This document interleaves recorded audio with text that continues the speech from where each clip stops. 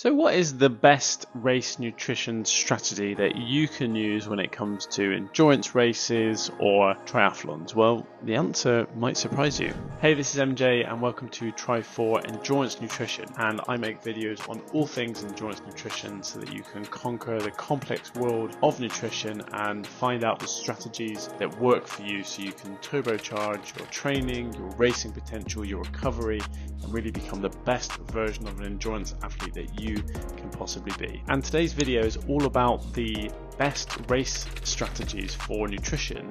And I said the answer might surprise you. And well, the reason for that is because the answer is there is no one strategy that works for everybody. And I've spoken a little bit about this before, but I'm really passionate about trying to get the point across that if someone's telling you that you must follow these exact things without any trial and error, then quite frankly, they're lying.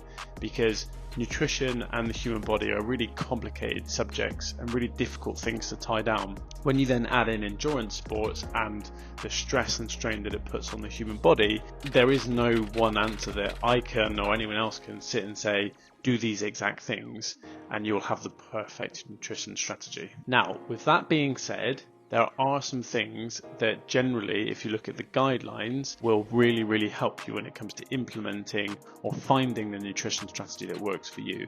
So a lot of the videos that I do talk about my guides on ways in which you can approach like pre-race nutrition, training nutrition, fueling strategies for races, how to recover well, how to take care of your core health. These are all guidelines. These are all things that I found work for me and the athletes that I work with. But the underlying message that I want to give to everybody is test again. It's really about taking the guidelines and then working out what works for you. And you can only really work that out by trial and error. So if you work with me one-on-one, or if you're part of a group setting that I'm involved in, you'll hear me talk a lot about trial and error. And when I work with people for the first time, I go to great lengths to emphasize to them that when we start working together, we're not going to get the strategy right first time. We're going to look at the guidelines, we're going to look at the science, and then we're going to look at your situation, your personal health situation, your individual goals, your food preferences, all those things. And then we're going to work out what we think as a strategy is going to work.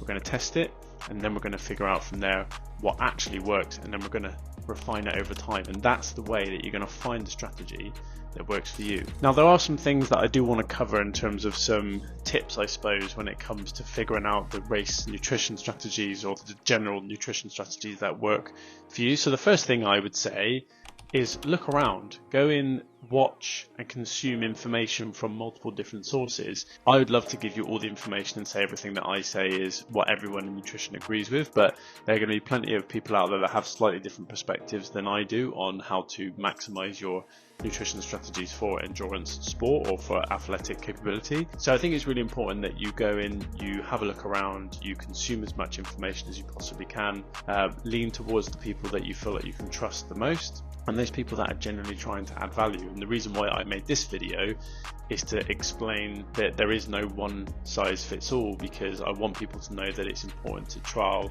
different aspects, test different things before you get to the solution that works for you. So I think the first thing I'd say is just go and look around and read books and watch YouTube videos and speak to people that know what they're talking about, and just get a sense of what the general guidelines are saying and figure out from there who you trust and who you want to listen to. And then the next thing I would recommend you do, quite honestly, is trial a few different approaches. So come up with 2 or 3 different options of how you want to do your training nutrition, your race nutrition, the meal compositions, all those sorts of things, electrolytes, how much salt you want to consume, etc. Try a few different things and see if one of those avenues work for you.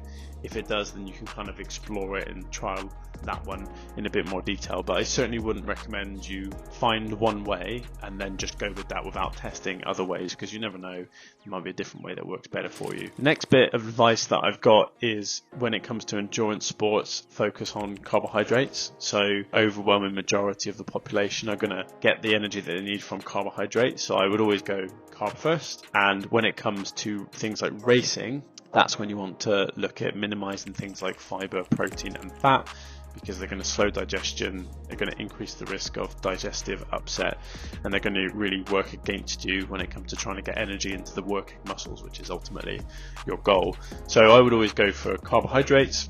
Roughly speaking, I say to people 60 to 90 grams per hour is optimum for most people, but again, it's something that you're going to want to test. Next thing I would say is find products that work for you. So don't just settle on, the most basic product that you can find. Have a look around, test a few different products, maybe look to some homemade solutions for the energy drinks and the snack bars for the long bike sessions or long run sessions. So find products that work for you, because there are quite a lot of different products out there. They all claim to be backed by science and be the best on the market. The reality is different products work really well for different people. So get into the habit of doing that sort of testing before you really settle on a set of products that really work for you. So there we go, a little bit of a different video this time around, but I just wanted to talk a bit about making sure that you don't just think that one strategy is going to work for everybody. So hopefully that was useful, just to give you a little bit of momentum to be patient, try different things. As I said before, we're an endurance nutrition specialist at Tri4, so if you're interested in what we can do to support you,